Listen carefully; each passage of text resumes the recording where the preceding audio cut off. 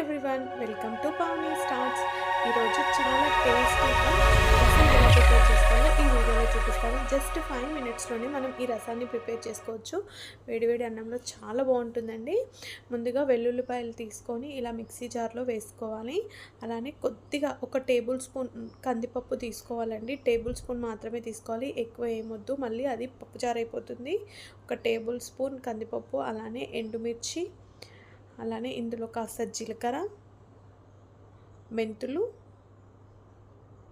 ధనియాలు ఉంటే ధనియాలు తీసుకోండి, లేదంటే ధనియా పౌడర్ ఉందండి నా దగ్గర, అందుకని ధనియా పౌడర్. అన్నీ వీటిని చక్కగా మనం మిక్సీ పట్టుకోవాలి, పౌడర్ని చేయాలి. చూడండి, ఇలా మిక్సీ పట్టేసుకున్న తర్వాత ఇప్పుడు దీన్ని పక్కన పెట్టేసుకుందాం. పక్కన పెట్టేసుకొని ఇప్పుడు ఒక గిన్నె తీసుకొని అందులో మనం ఆనియన్స్ పొడవుగా కట్ చేసుకోవాలి. 1 ఆనియన్, ఒక 3 పచ్చిమిర్చి తీసుకున్నాను, అలానే ఒక టమాటా తీసుకున్నాను. వీటన్నిటిని ఒక గిన్నెలో వేసేసుకోవాలి. ఇప్పుడు కొద్దిగా పసుపుని యాడ్ చేసుకోవాలి మనము.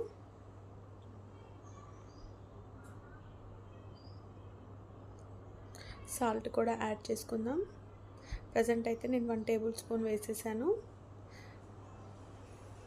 కొద్దిగా మిరియాల పౌడర్ వేసుకోవాలి. మిరియాల పౌడర్ ఉంటేనే చారులో చాలా టేస్టీగా ఉంటుంది చారు అనేది. అలానే ఇప్పుడు కాస్త ధనియాల పౌడర్ కూడా వేసేసుకుందాం. నేను ఇందులో కారం వేయట్లేదండి, ఎందుకంటే మనం ఆల్రెడీ మిరియాల పౌడర్ వేసేసుకున్నాము. ఈ పౌడర్లో కూడా మనం ఎండుమిర్చి వేసాము, పచ్చిమిర్చి వేసాము, అందుకని. అలానే ఇప్పుడు మనం ఇందులోకి కరివేపాకు, పుదీనా, కొత్తిమీర మీ దగ్గర ఉన్నవి వేసేసుకోండి. ఈ పౌడర్ మొత్తాన్ని కూడా అందులో వేసేసుకోవాలి. ఇప్పుడు ఒక పెద్ద నిమ్మకాయ సైజ్ చింతపండు నానబెట్టుకోవాలండి, ఒక 10 మినిట్స్ బిఫోర్ మనము. ఇప్పుడు అందులోంచి వాటర్ మొత్తం తీసి వేసేసుకోవాలి.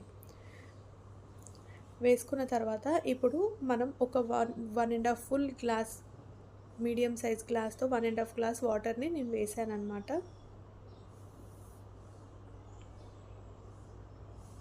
1.5 గ్లాస్ వేసాను. ఇప్పుడు టేస్ట్ చూసుకోండి. ఈ టైంలో సాల్ట్ సరిపోయిందా లేదా చూసుకొని, సాల్ట్ సరిపోలేదంటే కాస్త వేసేసి ఇప్పుడు మనం స్టవ్ ఆన్ చేసి స్టవ్ మీద మనం ఈ రసంని పెట్టేసుకోవాలన్నమాట. దీన్ని ఒక 5 మినిట్స్ బాగా ఇలా మరిగించుకోవాలి. చక్కగా మరిగిపోతాయి. ఇలా చక్కగా మరిగిపోయాక ఇప్పుడు మనం తాలింపు కోసం ప్రిపేర్ చేసుకుందాం. ఇప్పుడు తాలింపు కోసం మరో పక్కన మనం ఒక చిన్న కడాయి పెట్టుకొని అందులో కొద్దిగా ఆయిల్ని వేసుకొని ఇందులో మనం కరివేపాకు, ఆవాలు, జీలకర్ర, ఇంగువ వేయండి. ఇంగువ వేస్తే రసం చాలా టేస్టీగా ఉంటుంది.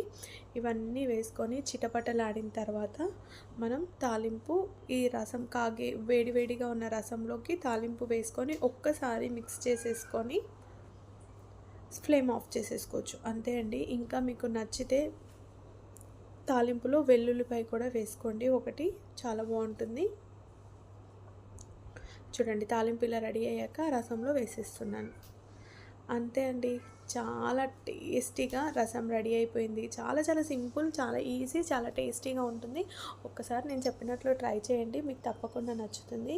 ఈ వీడియో మీకు నచ్చిందని నేను అనుకుంటున్నానండి. మీకు నచ్చినట్లయితే లైక్ చేయడం మాత్రం మర్చిపోవద్దు. Bye bye. Thank you for watching my videos.